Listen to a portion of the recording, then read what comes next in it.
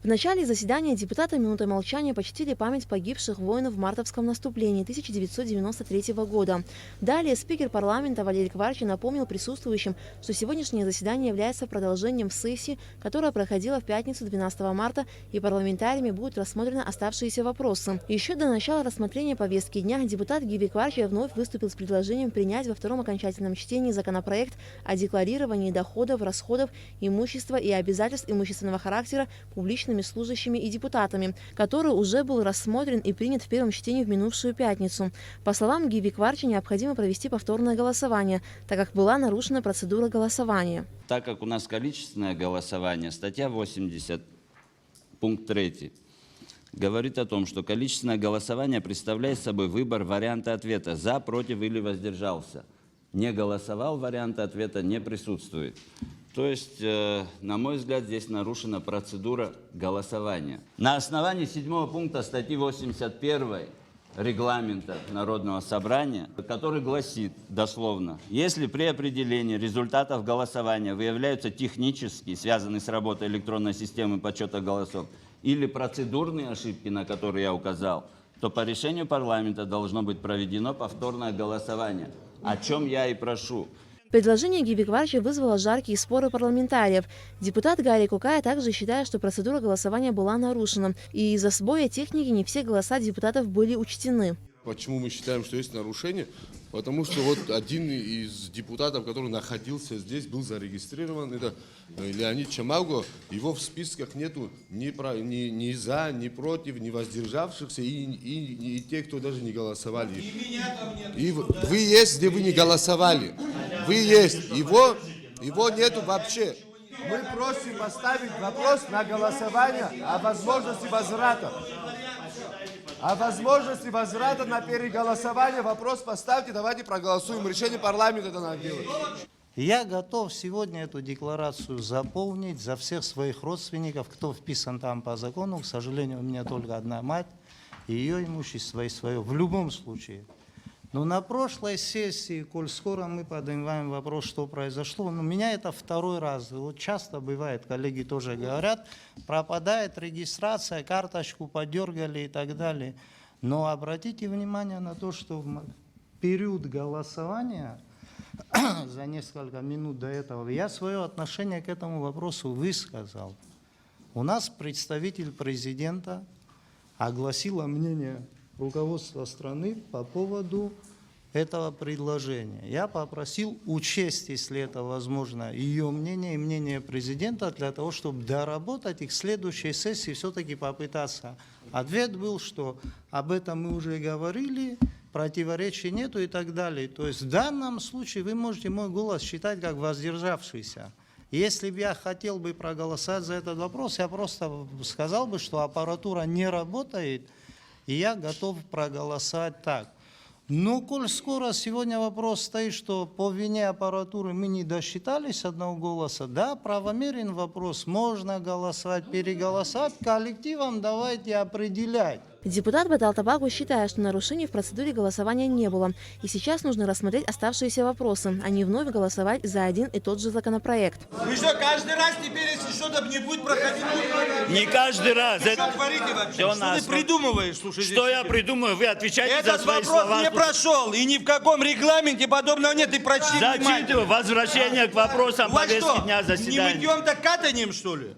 Вы что вообще? Каким вы что нытьем, хотите каким добиться катанием, о сделать? чем вы говорите? Этот вопрос не прошел. В каком он списке должен быть?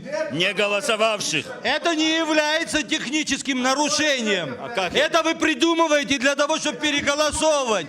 Ищите. Я вам Значит, еще раз говорю. придумываете, Батал Очень Иванович? просто. Ничего не придумываете. Это к регламенту данному отношения не имеет. Имеет. Даже прямое отношение имеет. Депутат Лашашуба считает, что особых нарушений, повлиявших на результат голосования, в прошлый раз не было, и обсуждение законопроекта о декларировании доходов, расходов, имущества и обязательств имущественного характера публичными служащими и депутатами можно перенести на следующее заседание сессии парламента. Вашу точку зрения по поводу регламента, да, и, конечно, я могу сказать, что отчасти она правильная.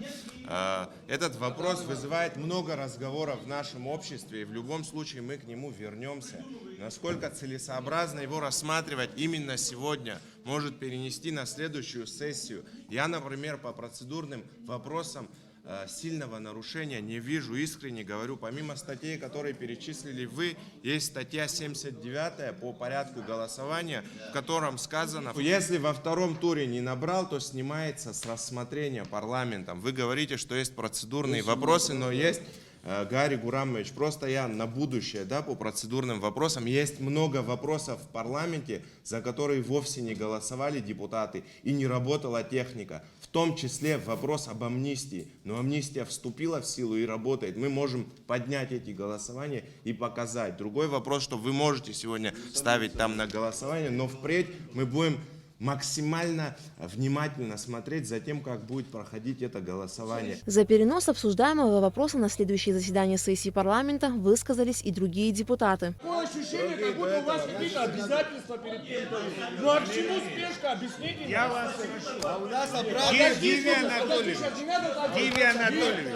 надо так вот. В первом чтении, значит, все прошло, проголосовали, все было хорошо.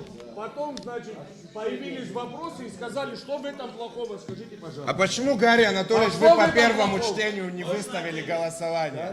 Мне интересно. Да, Гарри Гурамович. Ладно, я вас прошу. Старался, Я значит, выставил. старался как-то Это не чисто комментировать вот эту полемику, пиар-компанию не превращаем. Давайте договоримся правильно. Откладываем на следующую сессию. Гия, давай не будем искажать это, сделаем по-человечески, оно пройдет и мы все заполним. Понимаешь?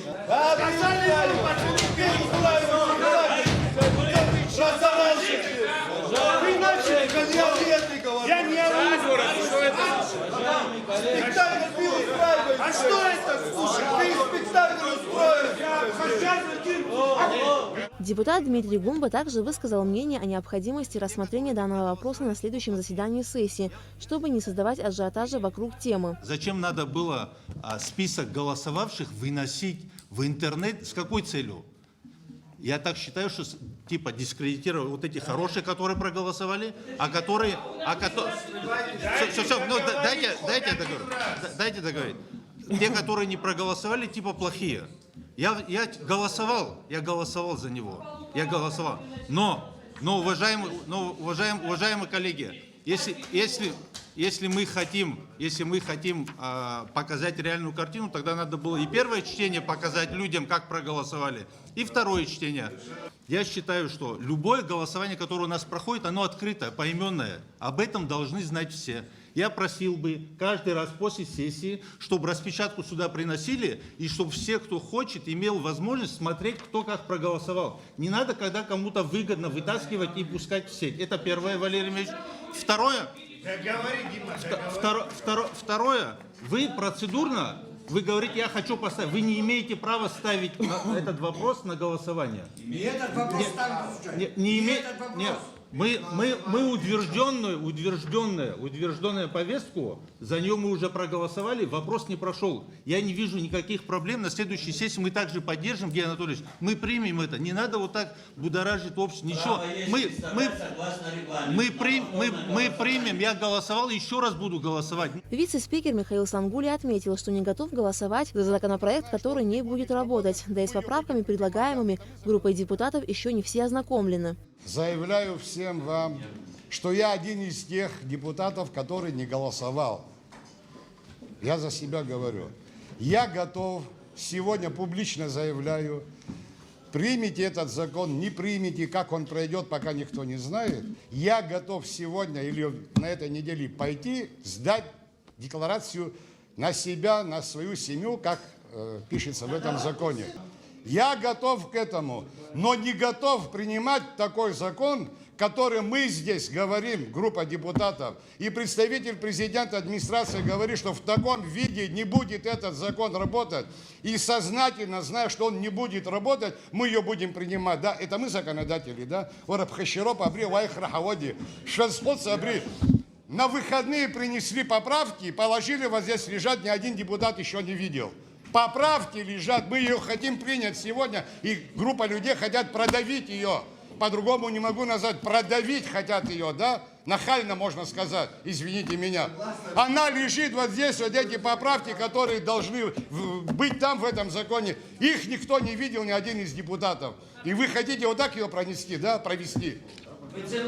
Шангл Пхашаропа Хомю Пхашагбат Старашиншу. Ари закону, по этому закону потом государство и люди должны работать. Это закон называется, и даже не постановление. Во-первых, для того, чтобы дальше двигаться, у меня должен быть здесь сидеть председатель комитета по правовой политике или его зам. Они должны, как его заключение свое зачитать и предложить свое заключение. И того нету, и второго нету. Нету сессии. Это первое. Второе, кризис в нашем парламенте. Третье, я объявляю закрытым сегодняшнее наше заседание, закрываю. Новое, потом, если будем мы проводить, будут материалы, сформируем новую повестку дня и придем.